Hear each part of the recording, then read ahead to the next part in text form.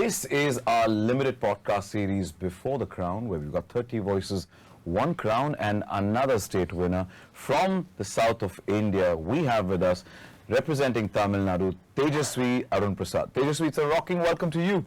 Vanakkam, everyone. Ah, the Tamil girl. Do you speak Tamil? Yeah, very well.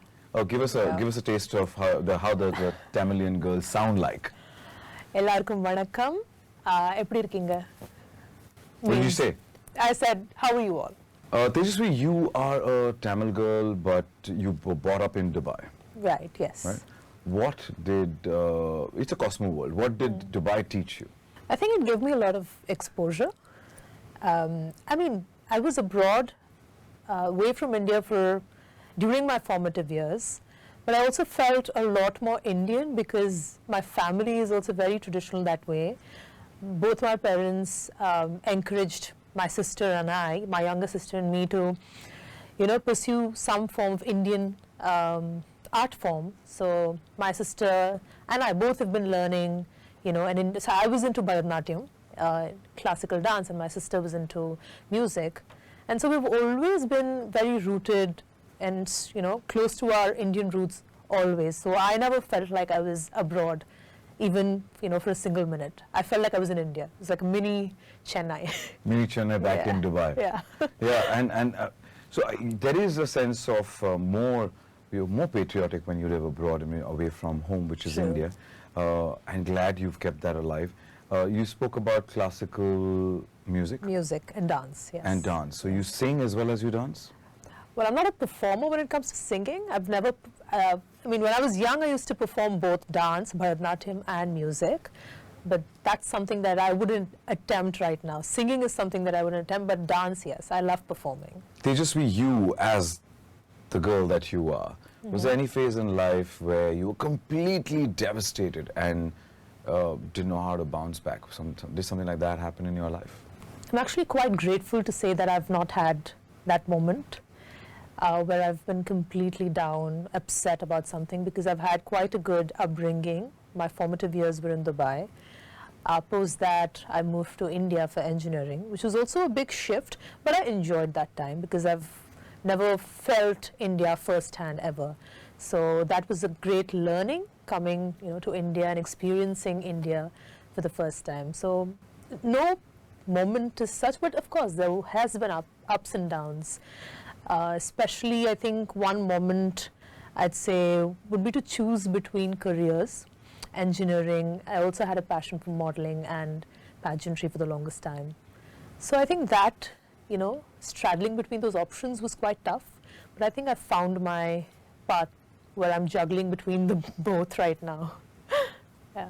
You're lucky because there are very few people who have the options. You're one of the few lucky ones who've got the options, and you're making the most of it. Right. Now, coming to the professional side, that you're actually working somewhere in the corporate world, right? You want to tell us a little more about that? Engineering actually brought me to Mumbai, where I got campus placed in a bank. The office is right behind this office. I work there. I can even go right now. It's just 2 kilometers away. And I work as a product manager. And the moment I came to Mumbai, I also felt like I should explore pageantry and modeling.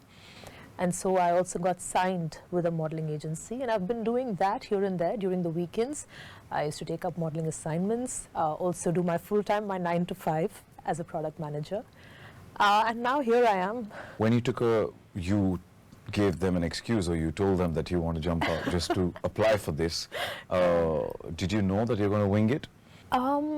I hadn't told them when I auditioned, because the auditions have been happening from December. So I've been auditioning for 4 months. I got the result a week ago, and only when I got that email which said, congratulations, you're Femina, Miss India, Tamil Nadu, that's when I decided to tell them. Because then up until then, I was very unsure whether I'd get into it. You are on a corporate job as a product manager, and for you to tell them that after 4 months, and how did they let you go? March is also a very crucial month, right, for a exactly. bank. And so things were already very busy, people were busy, and then I got that email. And I had to immediately go and say that, this is what I have to do, want to go for this, and yeah, I think they also understood that this is also a big platform, once in a lifetime opportunity, and they did let me go, which is very supportive, cooperative. You said that growth begins when you are uncomfortable. Was there a specific moment that made you uncomfortable to take these leaps? Yeah, I think all the decisions that I've made at some point or the other has had me uncomfortable. Be it taking part in my first ever pageant, or if I can call it a college hunt, Times Fresh Face. I was very unsure if I should go for it, because there were multiple rounds of auditions for which I had to travel, and then during college I had to travel to Mumbai, for the training. So all of that made me uncomfortable, especially because I was in front of the camera for the first time, in front of such a large audience, judges for the first time. So that was actually one of a point that was a shift in my journey, where I was very uncomfortable. But I also knew that I had to take that decision to get into pageantry, like a practice pageant. So that was one moment where I was uncomfortable. But I think throughout, I've made sure that I'm uncomfortable some way or the other. You belong to a very traditional family. Your parents are very traditional and rooted. All of you are. And you've got a corporate placement as well, job placement. So in this whole sea of things, how did you manage? Or was it easy, or you had to convince your parents for you to be here on this platform? I think my parents have always known that I was slightly inclined towards, if not pageantry, inclined towards art and performing. I used to watch India's Top Model and things like that.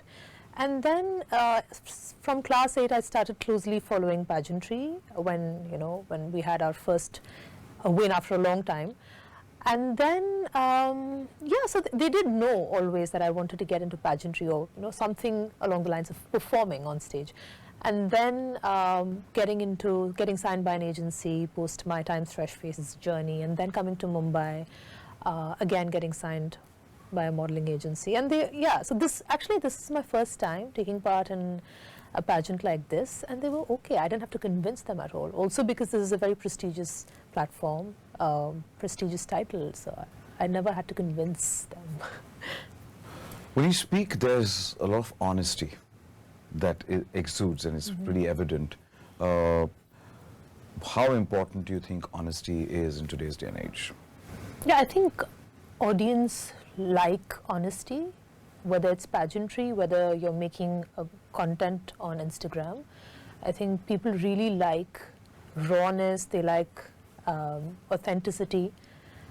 And yeah, I think it's also important in a platform like this, where the most important thing is connecting with people. And if there's no honesty, I don't think there's any connect.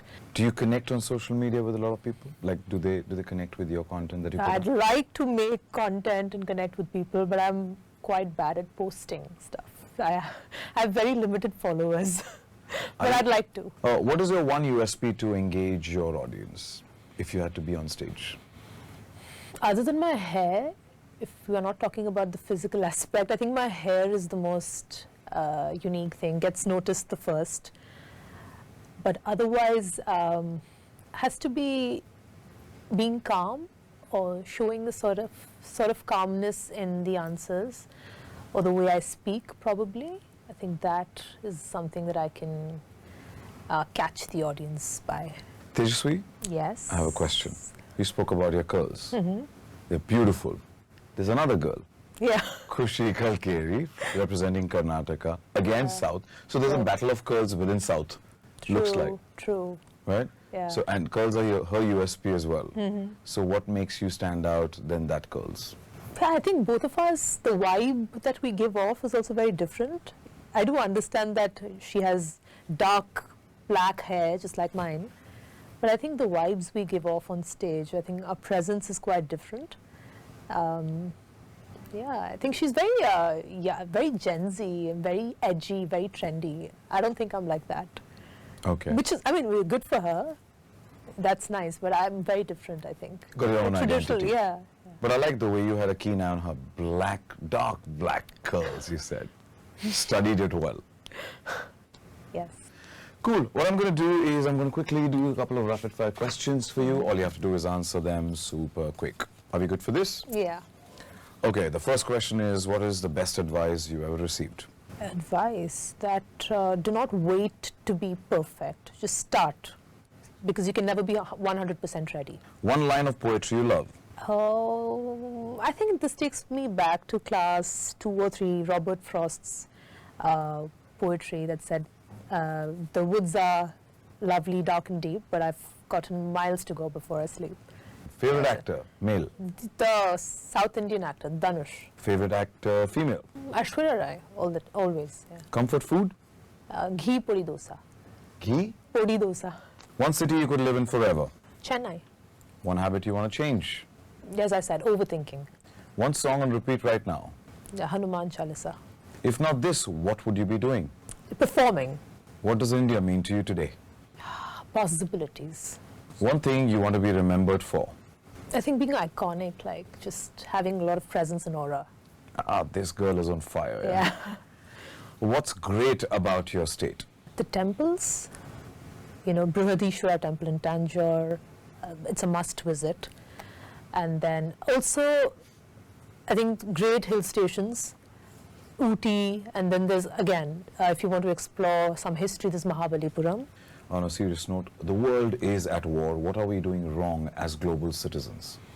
I think treating it like content, just scrolling through it and moving on, that's something that we shouldn't do. I know that we do not have a lot of power in controlling global politics, but we do have the power to be aware and to question responsibly. Thank you so much, Tejashvee Arunprassad, representing Tamil Nadu. Your rooted traditions and your calmness and the quiet yet powerful stance that you have on things will definitely make you so higher and higher. Wish you the best. Thank you so much. Thank you. Thanks a lot.